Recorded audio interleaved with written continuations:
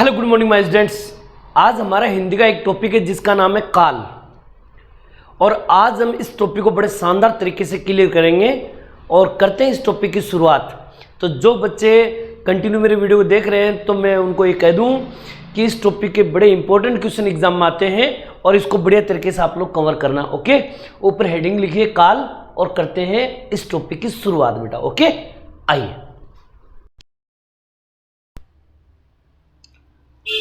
देखिए बेटा जी, इस टॉपिक का नाम है काल। हालांकि एक छोटा सा टॉपिक है, ज्यादा लंबा चौड़ा टॉपिक नहीं है, लेकिन बड़े शानदार क्वेश्चन इसमें एग्जाम में आते हैं।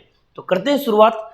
देखिए काल, इस काल का मतलब होता है समय। काल का मतलब क्या होता है? समय, या हम कह सकते हैं स्थिति। समय या स्थिति। आप बोलोगे सर कैसे? मान लीजिए काल के अंदर समय को इंडिकेट किया जाएगा, उसकी स्थिति को इंडिकेट किया जाएगा कि ये जो काम है ये कब हुआ है, यानी कि क्रिया के होने की स्थिति ज्ञात हो। ठीक है ना? हम क्या लिख सकते हैं? क्रिया की होने की स्थिति ज्ञात हो, यानी कि ये जो क्रिया है वो कब हुई थी, अभी हुई थी या पहले हुई थी या होने वाली है। ठीक है ना? किसी भी क्रिया की होने की स्थिति ज्ञात हो वो क्या कहलाता है? काल। अब आप ये देखिए, काल होता है ना, काल टोटल 3 प्रकार के होते हैं। सबसे पहले भूतकाल, फिर आता है वर्तमान काल, और फिर आता है भविष्य काल। क्लियर? 3 काल होते हैं। भूतकाल यानी पहले जो बीत चुका है, वर्तमान काल जो अभी चल रहा है, भविष्य काल जो आने वाला है। क्लियर? इन एक काल को हम आराम से पढ़ेंगे, भूतकाल को, वर्तमान काल को और भविष्य काल को। क्लियर? इनके एग्जाम्पल के साथ एक चीज बताऊंगा, आराम से समझना, ज्यादा लंबा चौड़ा नहीं है, मात्र 12 या 15 मिनट का ये टॉपिक है और बड़े शानदार तरीके से करते हैं बेटा जी। ओके, तो चलिए इसना नोट कीजिए और आगे हम बढ़ते हैं बेटा। ओके, आइए अब देखिए बेटा जी, भूतकाल। ठीक है, भूतकाल को अगर हमें समझना है तो इनके वाक्यों पे बड़ा अच्छी तरह से ध्यान देना है। भूतकाल टोटल 6 प्रकार का होता है। कितने प्रकार का होता है? 6 प्रकार।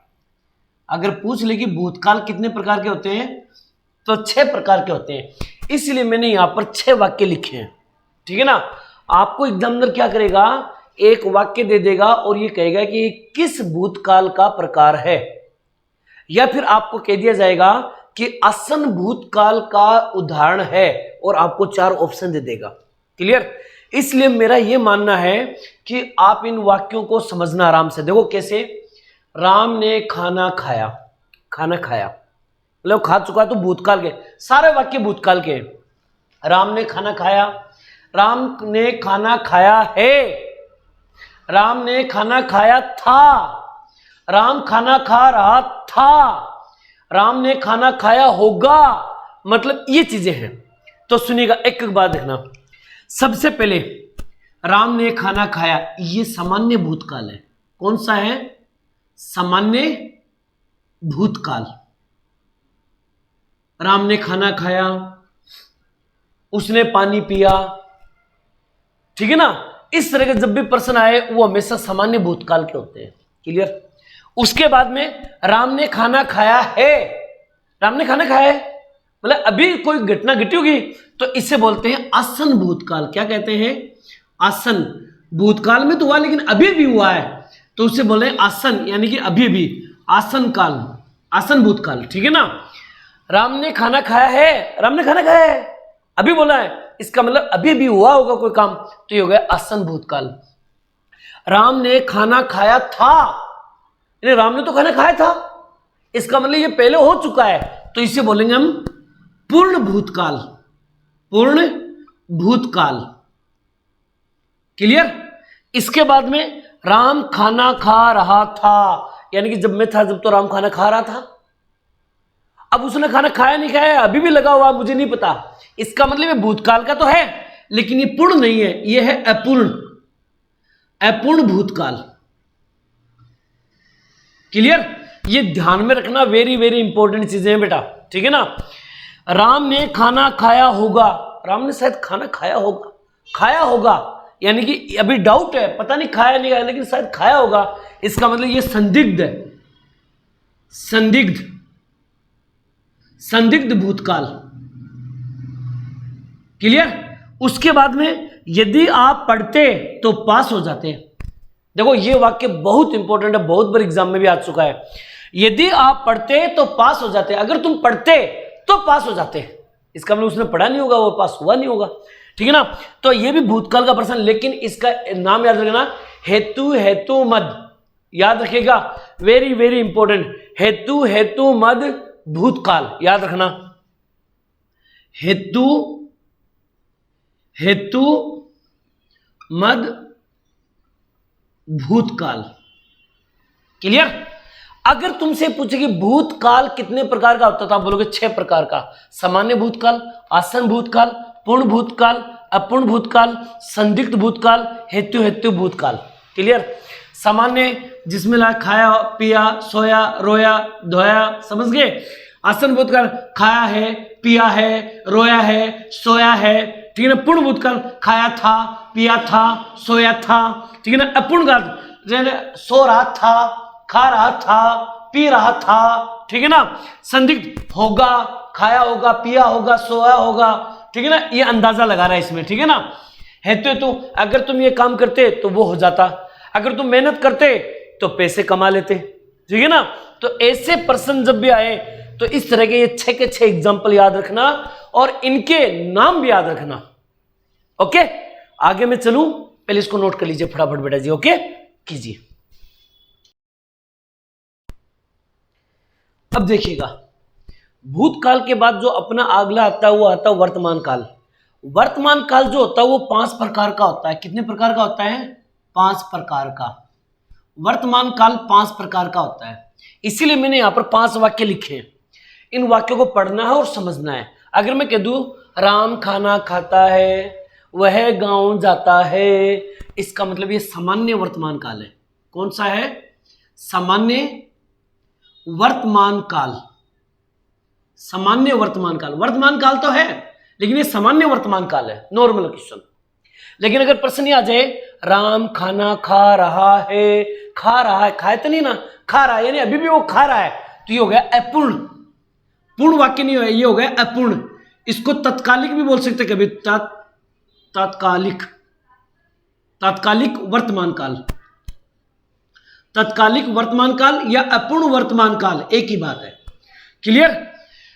राम खाना खाता होगा, राम खाना खाता होगा यानी कि डाउटफुल है, तो ये हो गया संदिग्ध। क्या हो गया? संदिग्ध वर्तमान काल, संदिग्ध वर्तमान काल हो गया। अगर तुमसे पूछे राम खाना खा रहा होगा, राम खाना खा रहा होगा, खा रहा होगा, देखो इन दोनों प्रश्न देखो, राम खाना खाता होगा और खा रहा होगा, तो ये होगा संभावना है। मैंने संभावना बताई है कि राम खाना खा रहा होगा शायद, तो ये होगा संभाव्य, संभाव्य वर्तमान काल, संभाव्य वर्तमान काल। क्लियर? इसके बाद अगर कोई ऐसा वाक्य जो वर्तमान में बोला जाता है, आप आ जाओ, तुम बाहर जाओ, ठीक है ना, आज्ञार्थ, जिसमें आज्ञा दी जाए, दरवाजा बंद करो, राम तुम नाचो, समझ गए, तो आज्ञार्थ वर्तमान काल, ठीक है ना। आप कभी मत आना, जो ऑर्डर दिया जाए, ठीक है ना।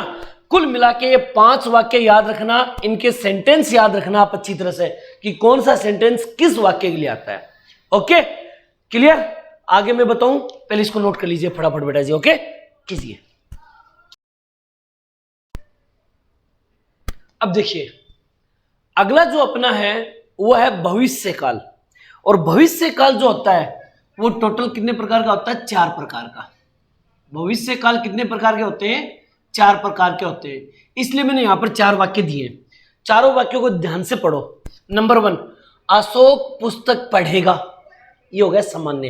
अशोक पुस्तक पढ़ेगा, वो खाना खाएगा, ठीक है ना, तो ये क्या आएगा, सामान्य। सामान्य भविष्य काल, सामान्य भविष्य काल।